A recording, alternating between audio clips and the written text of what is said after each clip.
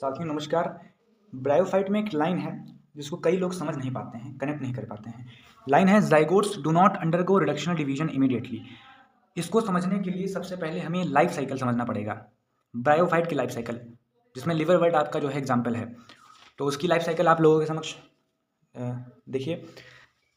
Liver वर्ट में देखिए main plant body आपकी गैमेटोफाइट होती है जो कि हैप्लॉइड होती है। इसके दो पार्ट्स होते हैं, antheridium as well as archegonium. Antheridium आपका मेल पार्ट है, आर्चिगोनियम फीमेल है। एंथ्रीडियम जो है मल्टी सेलुलर होता है, इससे आपका मेल गैमेट का फॉर्मेशन होगा जिसे हम एंथ्रीजॉइड कहते हैं, और उसमें दो फ्लैजेला होंगी, ये बाई फ्लैजेलेटेड होगा।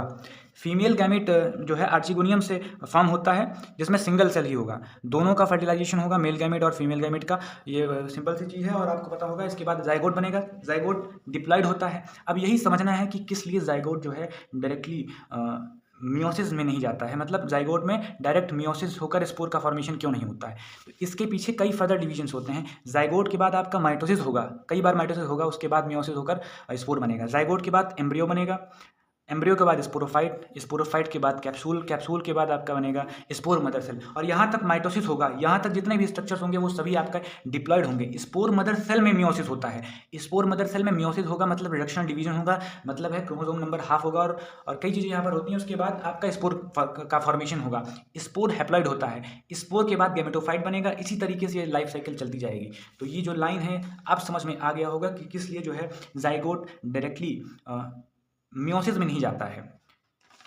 ठीक है, थैंक यू।